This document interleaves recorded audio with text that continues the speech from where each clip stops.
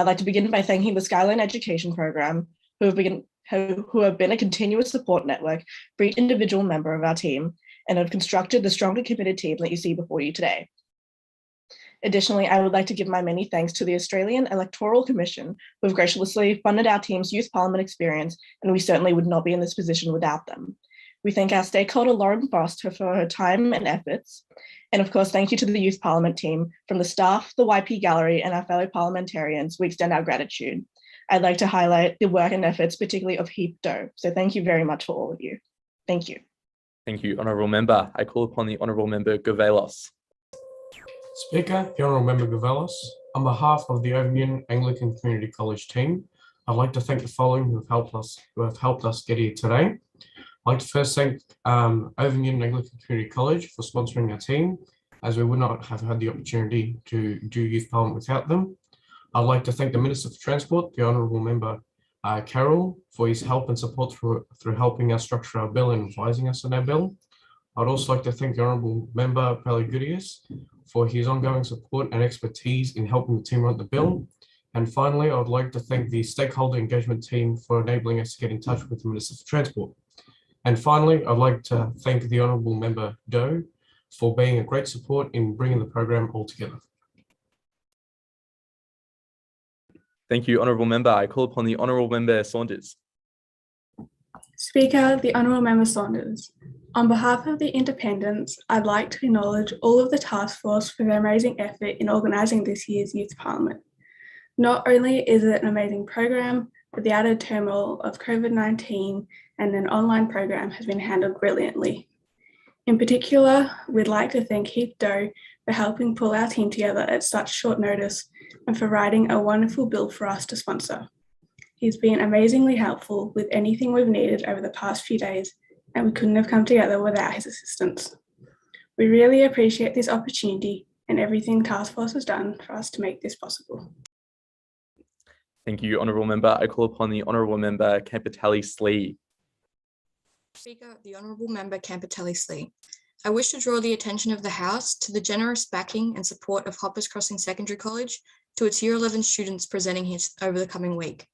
We are deeply thankful for their contributions that have allowed us to participate in the YMCA Youth Parliament Victoria program.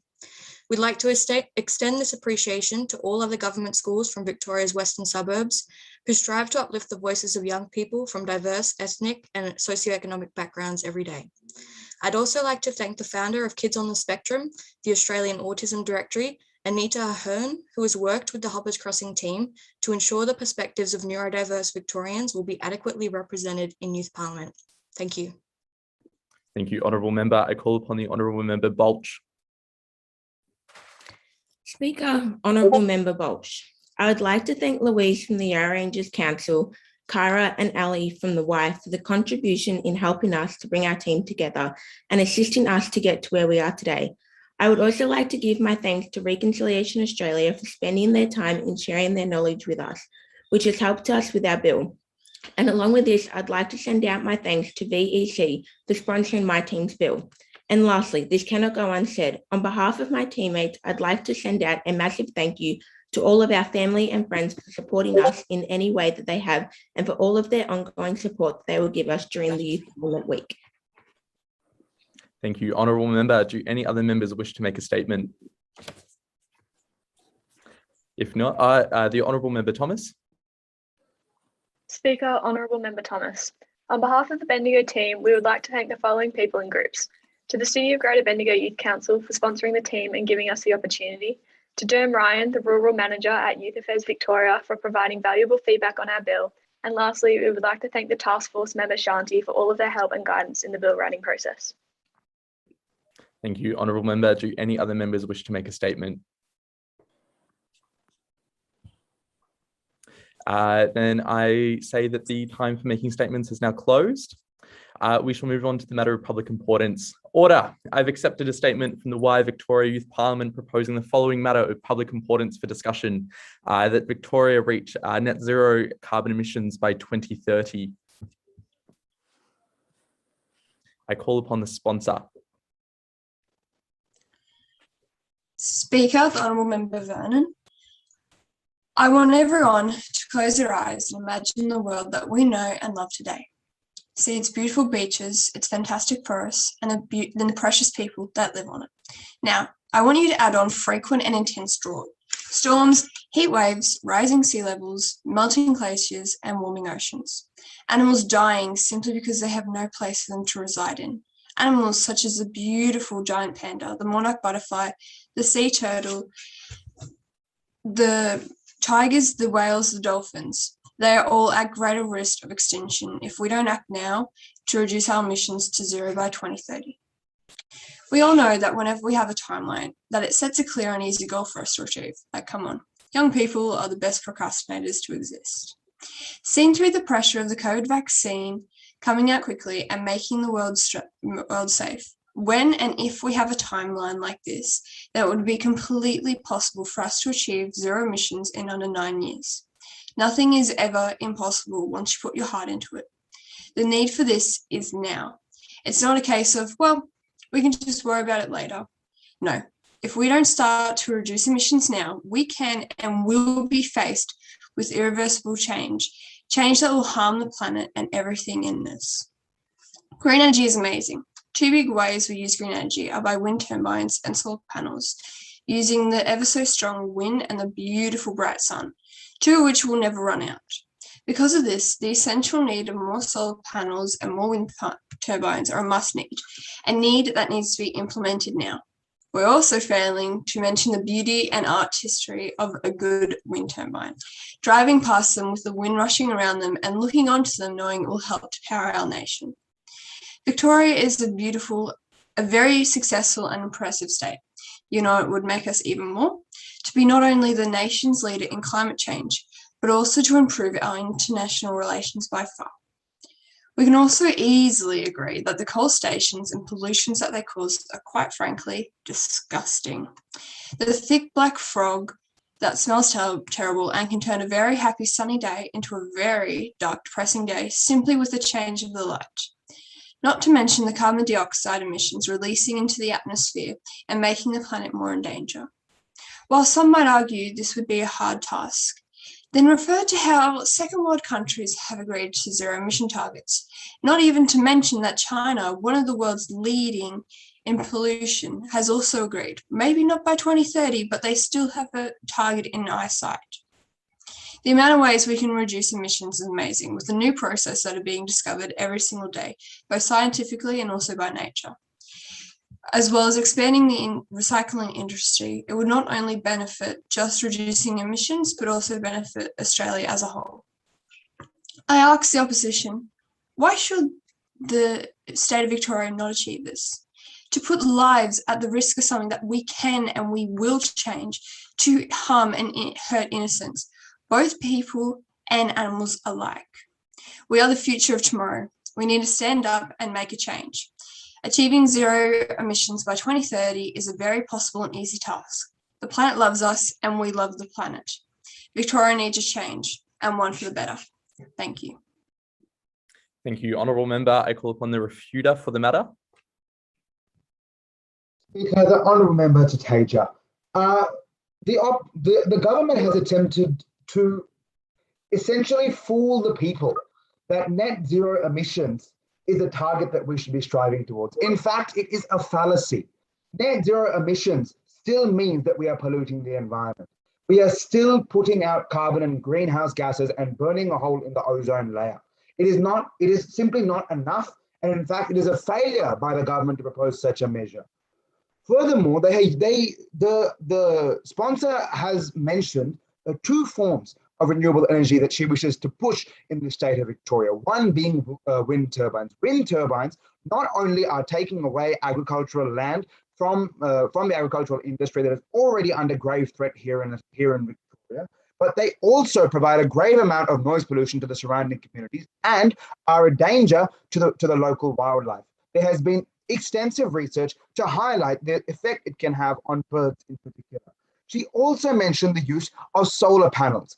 Solar panels, in fact, require a great amount of upkeep that is not only expensive, but it is not feasible to happen over a long period of time. they have usually about a 2-decade-long lifespan, which means that at the end of these 2 decades, if we were to convert into some kind of a system that was solar power based, we would see a huge amount of waste.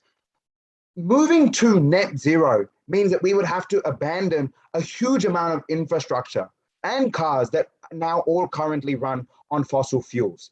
9 years is simply not enough time to do that.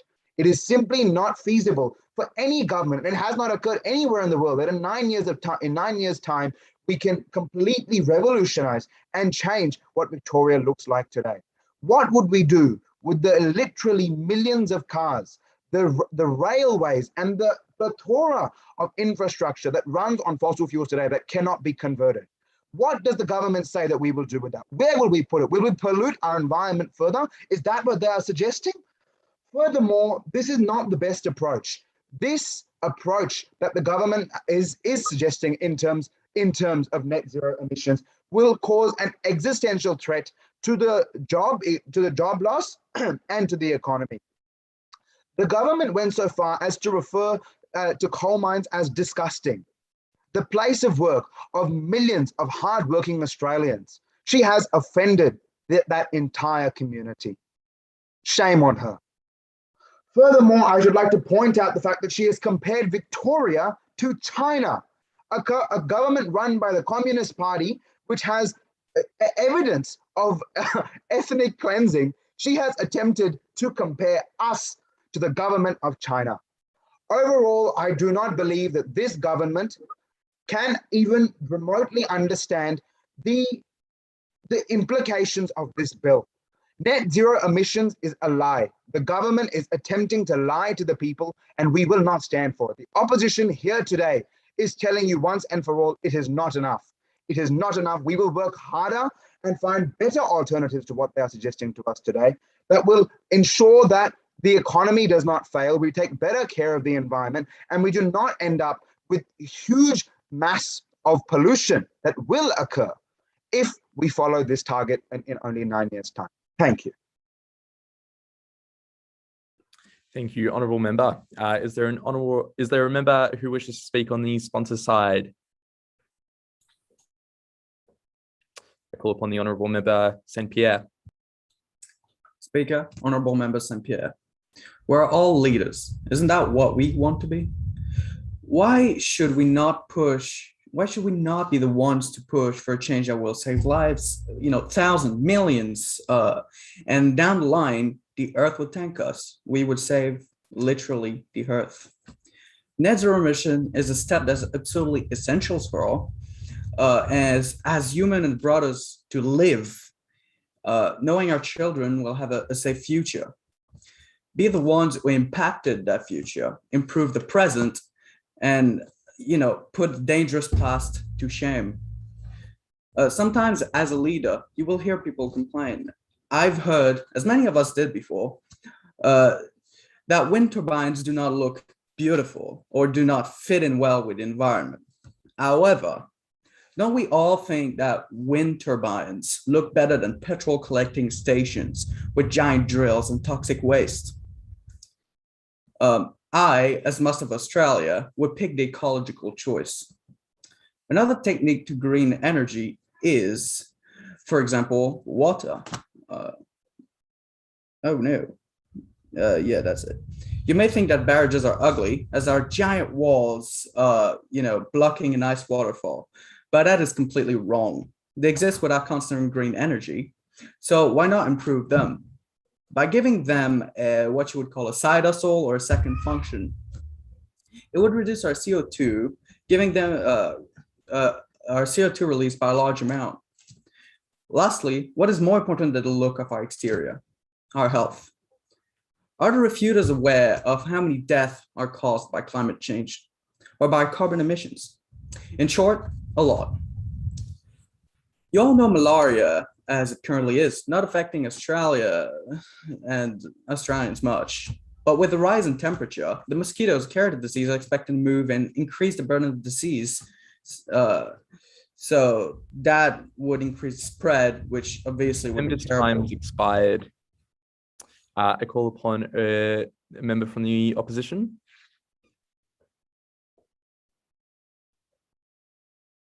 Does any member wish to speak from the opposition?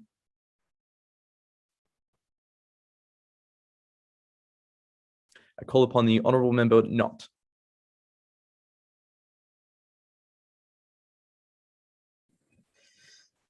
Thank you, Honourable Member Mr. Speaker. Now, as the government has conveniently refused to acknowledge when talking about net zero, they seem to forget that most of the world's and Victoria's infrastructure is built around the fossil fuel industry. And only 20,000 cars, rough estimate, in the state are electric. The other 3.7 million are not. So the question is, if we go for net zero emissions, what are we going to do with all these non-electric cars? Just put them in the junkyard? Sure, the Outback could be used for that. Yet no. And that's not all. Most of the infrastructure is built around fossil fuel. We have oil refineries, petrol stations, and all the countless oil tankers and people's that jobs rely on that. I think working on a wind turbine is a bit different than working on an oil refinery. And also, people like to say that solar is a great renewable source. It's got a dark side that many do not mention. They have a 10 to 25 year lifespan, depending on the quality of said panels. And while they still can produce energy after said lifespan, it's reduced in efficiency. So once the panels have outlived their lifespan, they are essentially useless. So what do? Well, you can recycle some parts, but there are some parts, as in particularly a very pure type of silicon and sulfur that are very expensive to recycle. So most of the time they end up in junkyards. But do they go to Australian junkyards? No, they go to Africa where they can sit and corrupt the ecosystems around there. Yeah, just put on the Africans. That's the green way of thinking, isn't it? Anyway, as you can see, net zero is a pipe dream and will not be possible by 2030, as to phase out fossil fuels will take much longer than anyone thinks. Thank you. Thank you, Honourable Member. I call upon the government.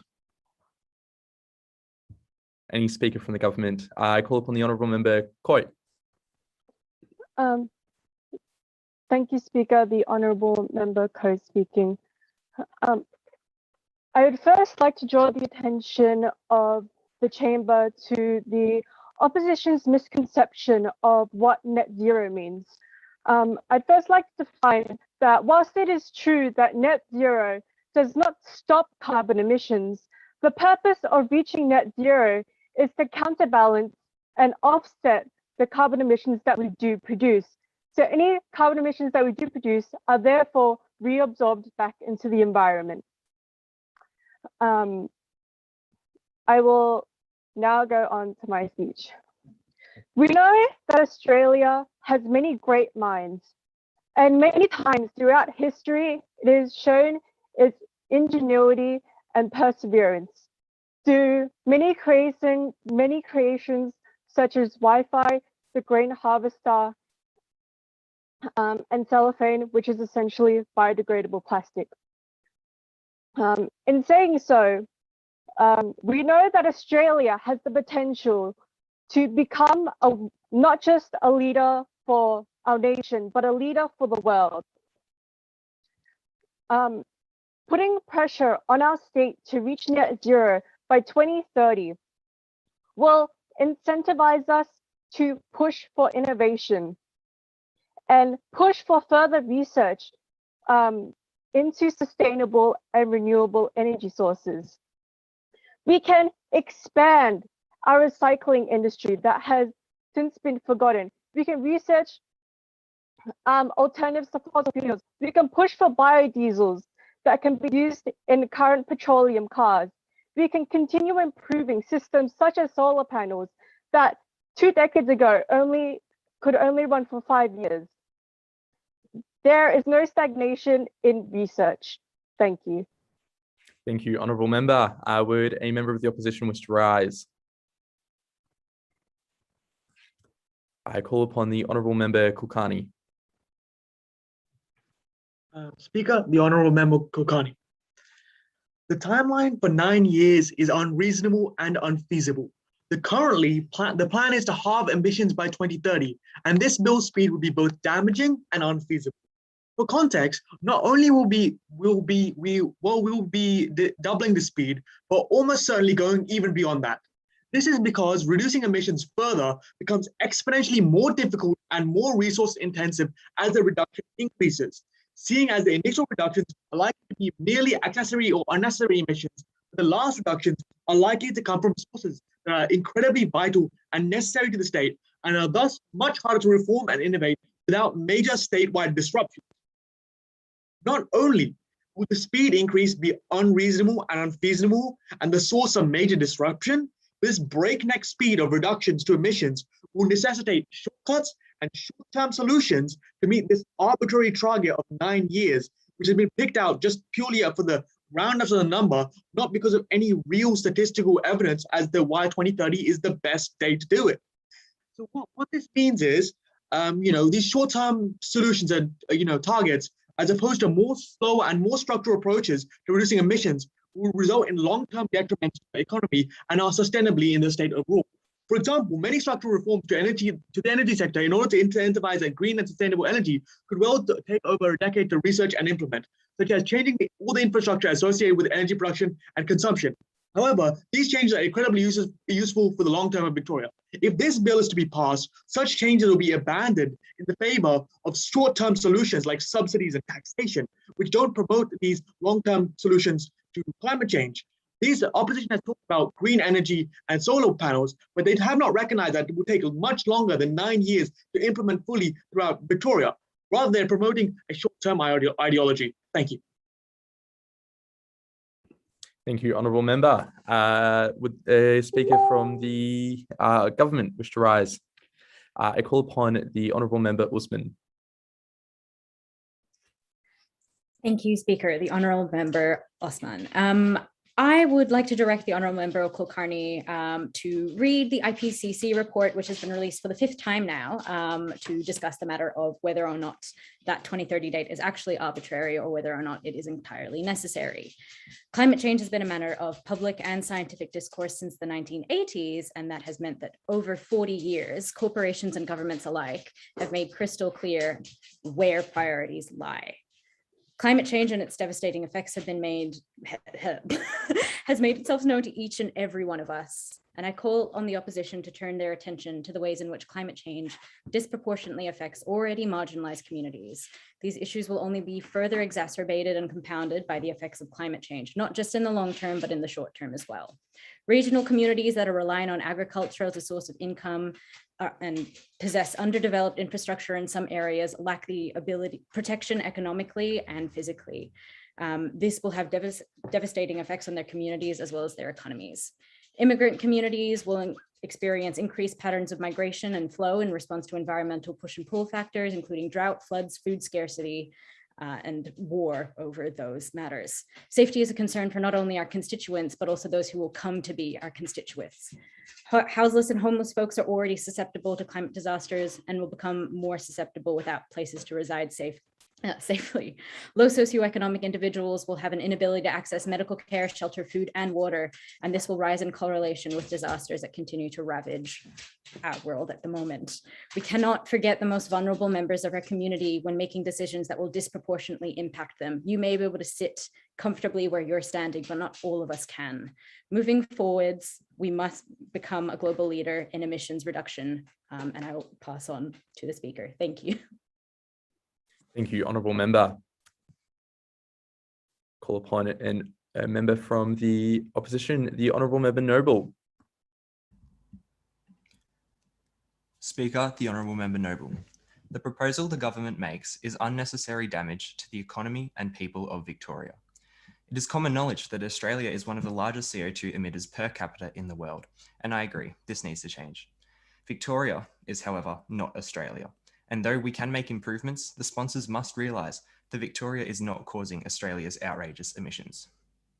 Victoria is fighting against a federal government who refused to offer a safe plan for departure from fossil fuels, and until we know we are backed by our country's leaders, the conflict of interest makes the possibility of change uncertain.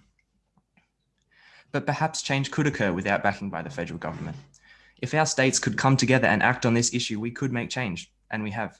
This year, Victoria announced that 50% of all energy in the state comes from renewable sources. But Queensland, a state hallmarked for its coal mines, might I add, has only just committed to a target of 50% renewable energy by 2030. 50% by 2030. 2030, by which the sponsors believe Victoria should be at zero. In Queensland, the state government still wish to not only continue the mining and burning of fossil fuels, but are actively trying to open more mines that will only worsen our situation. This is a team effort, and together we could see this happen. But a separation such as this drags down the achievements Victoria has made and destroys the efficacy of regular Victorians ready to make a change. Victoria is leagues ahead of Australian competitors and other states, and until other states commit to a somewhat respectable target, until we know that the economic downturn and loss of jobs for Victorians will not be made irrelevant by the unnecessary carbon our neighbours continue to produce. Until then, the opposition believe that the changes Victoria could make would be insufficient in the fight against climate change and only damage our economy. Thank you. Thank you, Honourable Member. Call upon a member from the government. The Honourable Member, Speaker, the Honourable Member No. I'd like to bring attention to the point that the Honourable Member Noble has brought up, how investing in effectively dealing with the climate crisis that we are facing now is going to be more detrimental to the economy. I'd like to argue that this is false. Through the investment in recycling and through the recycling industry, we are able to not only increase the amount of job opportunities, but also expand the already shrinking economy. Because as we know, China is no longer accepting our rubbish, but rather they're rejecting it. And to deal with this problem, we could easily just implement we can easily innovate our recycling industry to be able to deal with this problem. I'd also like to bring attention to the point that the Honourable Member Kulkarni has brought up, how that there is an absence of research for biofuels, purely because that our infrastructure is based almost solely on fossil fuels.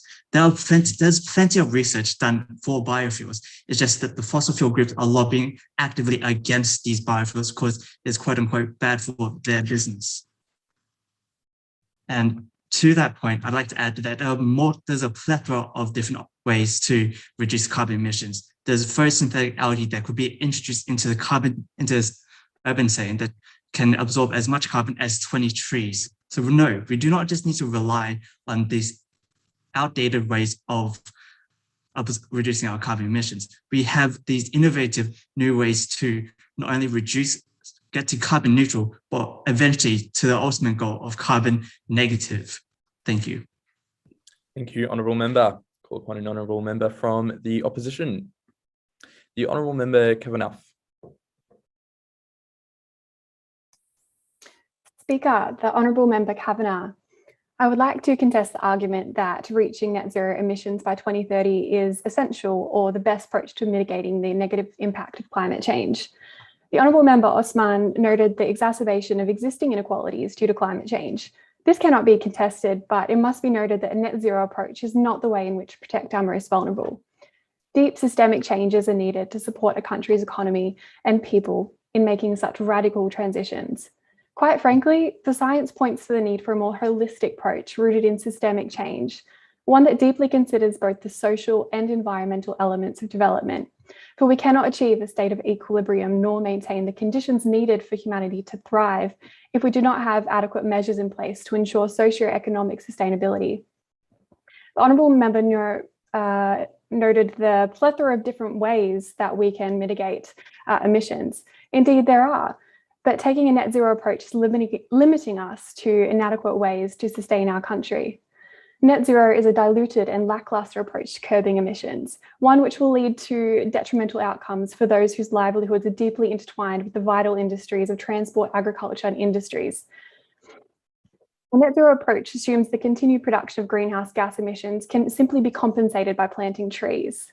This not only increases the threats to our climate, such as bushfires or floods, it threatens those marginalised communities whose livelihoods depends on natural resources. I stress to the government that if you were to take action to reduce Australia's greenhouse gas emissions, the approach needs to be more compelling. It needs to be more robust, and most of all, it needs a holistic roadmap that deeply considers the human lives that are implicated in climate change. We are inseparable from nature. We must consider all aspects of humanity, society, and the economy if we are to solve this crisis in an equitable and just manner. Thank you, Honourable Member. I call for a member from the government, the Honourable Member Vellet. Speaker, the Honourable Member Bellet.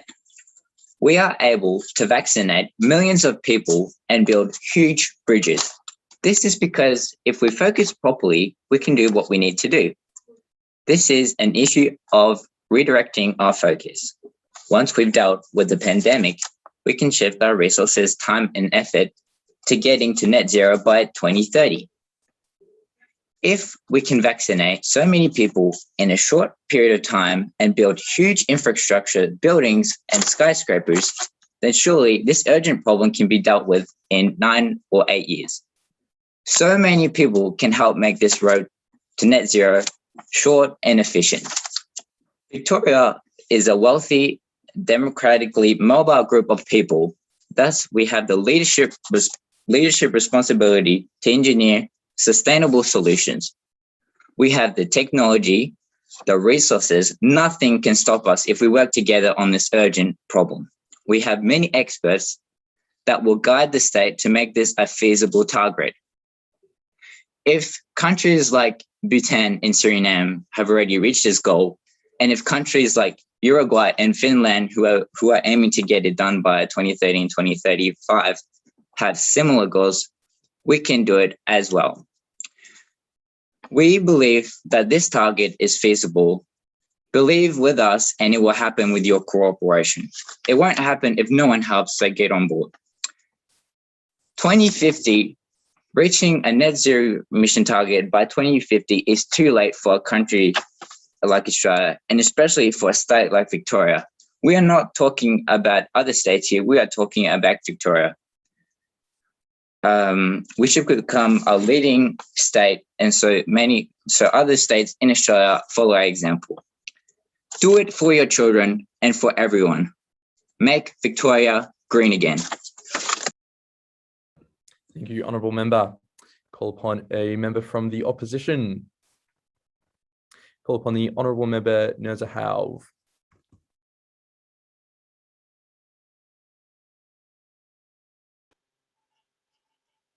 Speaker, the Honourable Member Nurjov.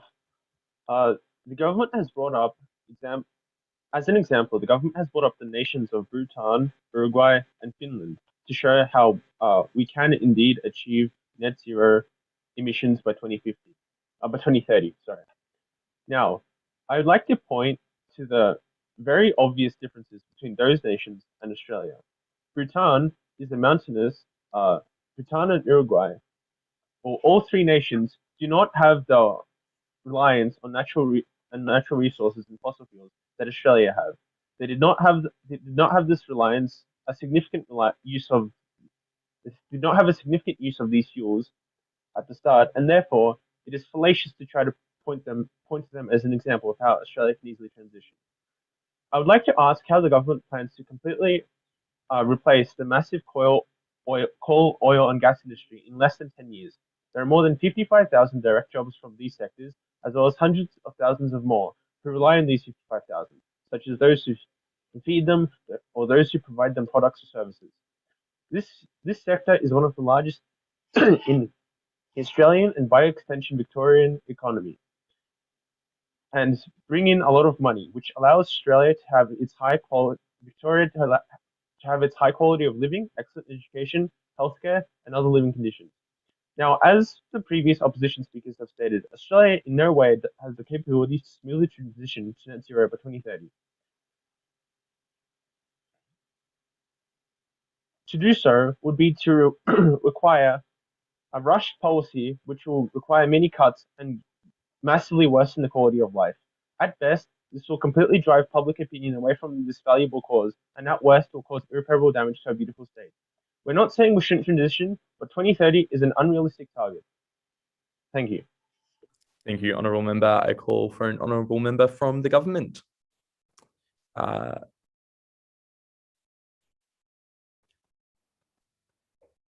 any members wish to rise?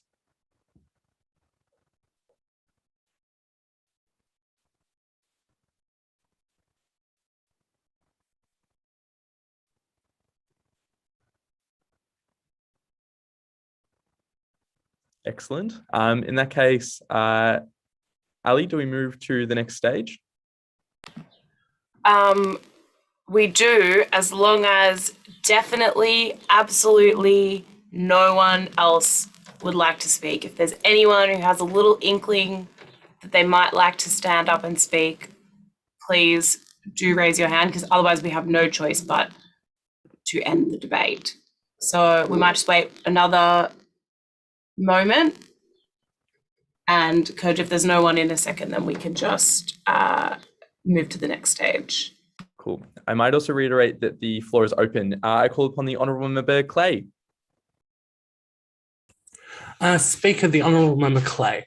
I'd just like to point out that the government seems to have not done any research into what we actually are debating. We are not debating having no emissions by 2030. We are debating the fact that we will have a net zero, which means our carbon emissions and our renewable energy will be equal to that. We do not plan on getting rid of oil and gas companies. We are planning to make it net zero of our pollution. Thank you, Mr. Speaker. Thank you, Honourable Member. The floor is open for the opposition. Do any members wish to rise? Honourable Member Hackett.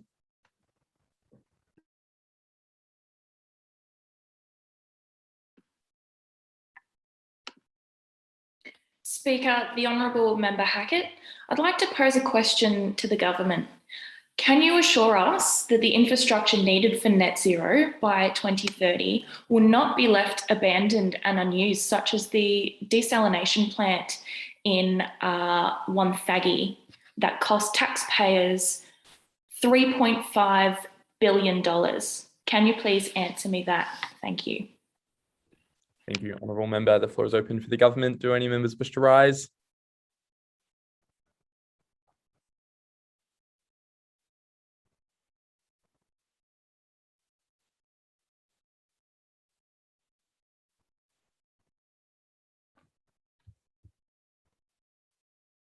Anyone at all?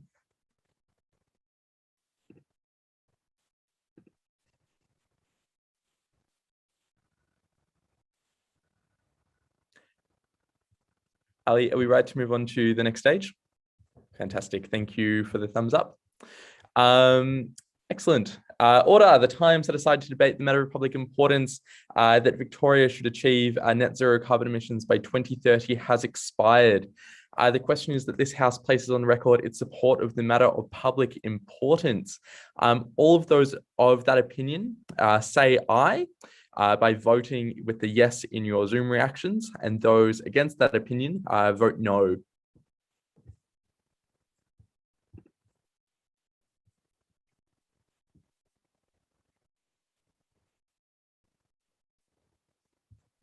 All members should vote.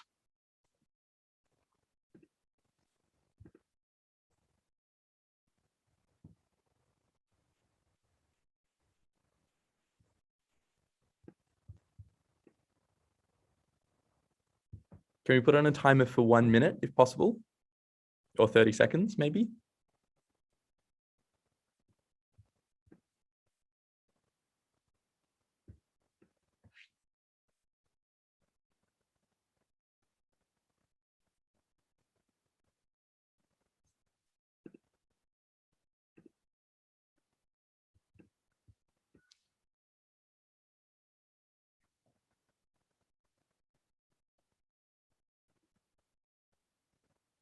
I feel like we need like the sound effect of like papers being shuffled and pens scratching.